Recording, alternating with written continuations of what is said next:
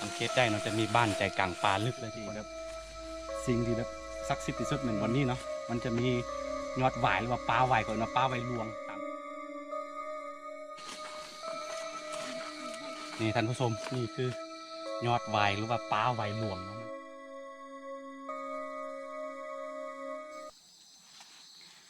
กล่าวทักทายสบายดีทุกคนดีกำลังติดตามมักชมเนาะยินดีต้อนรับเข้าสู่ซองค่าน้อยเนาะณตอนนี้เฮาอยู่ที่คือเป็นป่าอาถรรพ์เนาะเที่ยวอันเมืองในเสือกันมาจากนี้คือว่าหรือว่าอันป่าไวหลวงเนาะซึ่งทุกๆปีประมาณเดือนต้นเดือนกุมภาต้นเดือนกุมภานี่เขาชาวบ้านหรือว่าชาวเมืองแขวงบ่อแก้วนี่จะมาจัดพิธีเป็นอย่างเรียกว่าจะมาเฮ็ดบูชาตัวป่าตัวนี้เนาะซึ่งหน้าตามันจะเป็นอะไรแล้วก็ขอให้ทุกคนติดตามยาวๆไปเนาะตอนนี้อยู่กับเอบีกัมพาลาหูเนาะโอเคตอนนี้ผมมาคือเขาถือมีความเสื่อแบบว่าบ่เป็นความเสื่อแหละเคยมีเนาะคือมีคนเข้าไปนี่แล้วก็บ่สามารถออกมาได้ทั้งที่กะมันก็บ่ได้ไกลจากเส้นทางเท่าใดเนาะแต่ว่าก็อันนี้ก็มันมีความที่ไปที่มามันเป็นจังได๋เฮาก็บ่สามารถบอกได้เนาะเพราะว่าคือแบบชาวบ้านเขาเชื่อว่ามันคือปลาอาถรรพ์เนาะเพราะฉะนั้นหลังจากที่มีคนออกมาได้แล้วก็เขาก็เลยว่าทุกๆปีจะมีงานประเพณีที่จะจัดขึ้นอยู่นี่เขาเรียกว่าบุญป้าไหวหลวงเมืองแขวงบ่อแก้วเนาะโอเคแล้วเจอกันทุกคน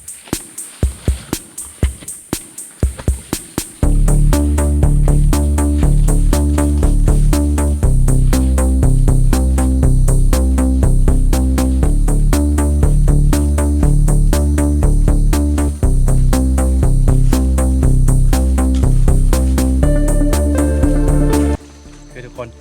หลังจากที่เราเดินทางมาเดี๋ยวประมาณ10หรือว่า15 นาทีเนาะครับผมมาถึงจุดอันนี้คือต้องบล็อกแบบนี้เนาะโดยทั่วไปหรือว่าโดยปกติเนาะคนเขาบอกเข้ามากันเนาะเขาจะเข้ามาก็ต่อเมื่อมี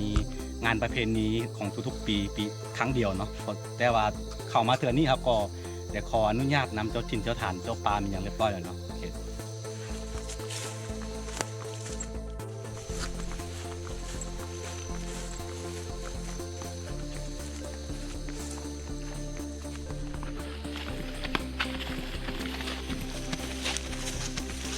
อันจุดหนึ่งเนาะที่สำคัญก็คือตอนนั้นมีงานประเพณีหรือว่าเขาเอ่นว่าบุญป้าไหวหลวงของทุกๆปีเนาะเขาจะมาจัดงานอยู่บ่อนนี้เนาะณจุดนี้เนาะแต่ว่าแบบโดยปกติเราเขาบ่มากันมาปีละครั้งเดียวเนาะตอนนี้คือสิ่งที่เขาครับพูดได้ก็คือแบบรู้สึก คือ ว่า ว่าแบบเสียวๆนิดนึงเนาะอันนี้นี่แบบความรู้สึกได้สัมผัสได้เนาะ รู้สึกได้ นะครับต้องย่างไปทุกคนที่จริงเขาเคยมาตอนครั้งหนึ่งแล้วเคยมาตอนบุญนี่แหละ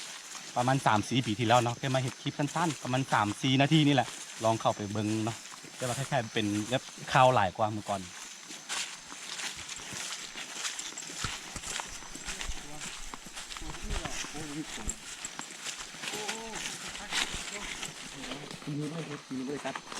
มีโควิดคือในน้องเมื่อก่อนมันจะมีอันสะพานหรือว่าจะมีขัวเนาะแต่ว่าปีนี้มันมีโควิดเราเขาบ่ได้จัดกันเนาะปีนี้บ่ได้มาเฮ็ดแล้วก็เลยว่าบ่ได้แปลงมันก็เลยว่าน้ำไหลไปหมดเนาะสำหรับสะพานเนาะตอนนี้ต้องพบบริษัทก็คือต้องได้เหยียบไก่เนาะขั้นไก่น้ำมานี่หรือว่าไก่ลำธารตัวนี้ไปแล้วก็จะถึงจุดที่แบบสิ่งที่แบบศักดิ์สิทธิ์ที่สุดเหมือนวันนี้เนาะมันจะมียอดหวายหรือว่าปลาหวายก่อนเนาะปลาหวายลวงตามภาษาลือเนาะปลาหวายลวงเข้ามาลวงมันว่าเข้ามาลวงแปลว่าใหญ่เนาะเป็นภาษาลือเนาะเป็นภาษาไทยลือทุกคนโอเคคำ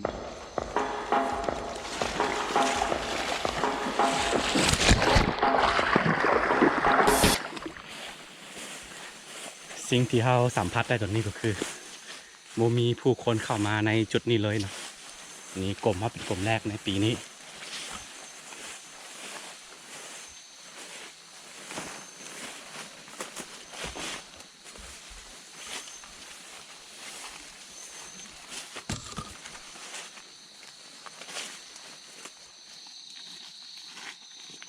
คือทุกคนตอนนี้เนาะตอนนี้เราก็มาถึงจุดที่สำคัญที่สุดก็คือเขาเอิ้นกันว่าปลาอาถรรพ์เนาะชาวบ้านก็เชื่อกันตรงนี้เพราะว่าเมื่อก่อนมีคนหลงเข้ามาแล้วก็บ่สามารถออกไปได้เนาะก็เลยว่ามีพิธีและมีงานประเพณีทุกปี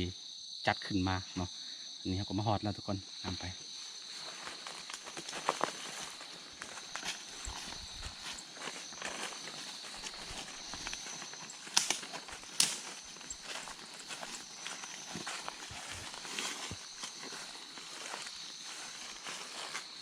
สิ่งที่สังเกตได้ก็คือฝั่งนี้จะเห็น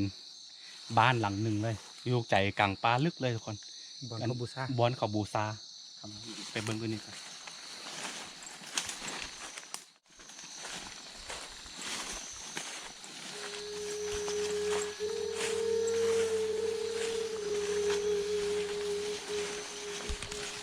สังเกตได้เนาะจะมีบ้านใจกลางป่าลึกเลยทุกคน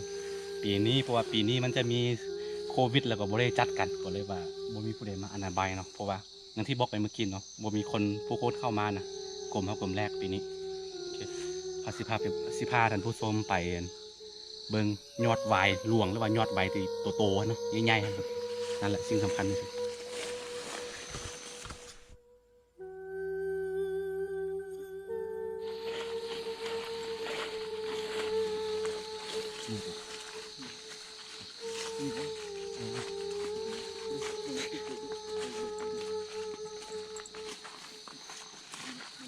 นี่ท่านผู้ชมนี่คือ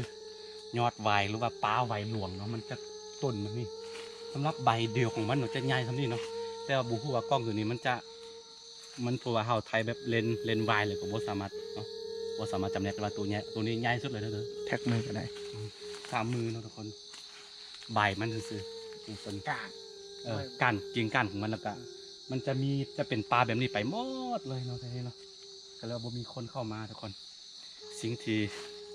ต้องไปคือ ย่างไปนั่นคือปกตินี่เวลาเข้าป่านี่ครับเป็นคนบ่เคยย่านป่าเลยว่ามาพี่นี่อันนี้ต้องตามความจริงแล้วเนาะรู้สึกแบบรู้สึกว่าจะมีแบบมีเส้นนะบ่สั่งอธิบายให้กัน เ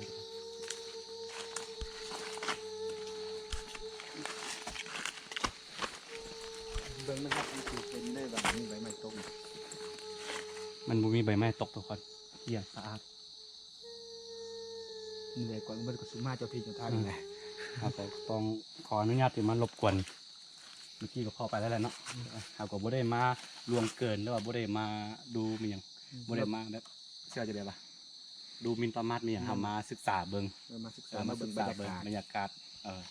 นี่ซื่อๆเนาะเพื่อว่าให้เอฟซีทุกคนได้เบิ่งกันเนาะอันนี้คือปลาอาถรรพ์แห้งพงไผ่ของเซาเมืองแขวงบ่อแก้วสปปลาว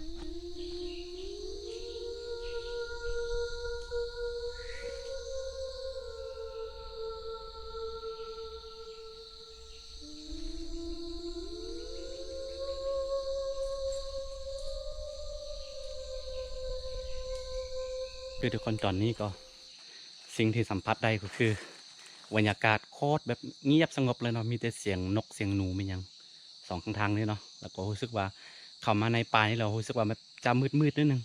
เพราะว่าเต็มไปด้วยแบบต้นไม้ยอดหวายอย่างนี้เนาะบ่มีผู้คนเข้ามาก็เลยว่า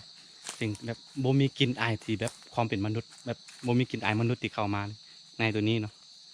อันนี้ก็รู้สึกเสียวๆเบ้อเดี๋ยวเฮาสิออกไปทางแล้วก็สิอธิบายนิดนึงเนาะตอนนี้เฮาสิบ่เว้าแล้วเนาะนี่เดินกลับ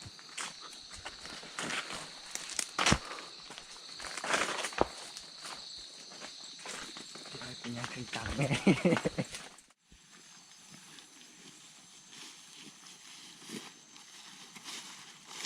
ทุกคนตอนนี้เราก็ออกมาอยู่ถนนแล้วเนาะคือเมื่อกี้เราลืมบอกหมดเนาะมันจะอยู่ข้างในมันจะมีก้อนหิน2 ก้อนเนาะก้อนธรรมดาเนาะคือเขามีความเสื่อกันว่าถ้าผู้ใดมีบุญเนาะสามารถอันยกขึ้นได้เนาะแบบเบาๆนึงแต่ว่าถ้าผู้ใดบ่มีบุญแล้วถ้าผู้ใดมีเป็นบาปมีความชั่วเป็นอย่างนี้ยกบ่ขึ้นนะ นั่นแหละ อันนี้ก็พิสูจน์มาแล้วเนาะอันนี้ก็ยังเป็นเรื่องคันสิแปลว่าเรื่องวิทยาศาสตร์ก็จักอธิบายในเดี๋ยวบ่ฮู้เนาะ บ่ฮู้ว่าเขาสิอธิบายในแง่ใดแล้วว่ามุมใดเนาะแต่ว่าเวลาคือบางคนนี่กะก้อนธรรมดาทำนี่ซื่อๆเนาะ2 ก้อน แต่ว่าเป็นยกบางคนก็ยกขึ้น บางคนก็ยกบ่ขึ้นเนาะน้ำหนักนี่บ่ฮอดประมาณบ่ฮอด20 โลเนาะแต่ว่าบางคนก็ยกบ่ขึ้นนะอันนี้ก็มันเป็นสิ่งที่ปริศนาเนาะหาบ่สามารถอธิบายได้แล้วก็อีกอันนึงความเสื่อของอีกอันนึงก็คือ เวลาผู้ใดแบบมีลูกยากหรือว่าบ่มีลูกอะนะเขาสามารถมาขอลูกอยู่นี่ได้เนาะคันผู้ใดมีบุญแล้วก็สามารถมีได้เนาะ นั่นแหละมัน มีความเสื่อแบบนี้ อันนี้ความเชื่อแต่ว่า เออ หลายคนได้พ้นว่าซั่นจ้ะ หลายคนได้ผลเนาะอันนี้เนาะ แล้วมีก้อนหินหนึงแบบเป็น เป็นแม็กไว้นะแบบว่าเฮาอันน่ะเอามือไปว่าคือเป็นอย่างนี้ผู้ใหญ่เด็กหน่อยก็ถ้าว่ามีบุญวาสนาเนี่ยมันเท่ากันมั้ยน่ะ แล้วก็มันมีก้อนหินก้อนหนึ่งจะเป็นแบบ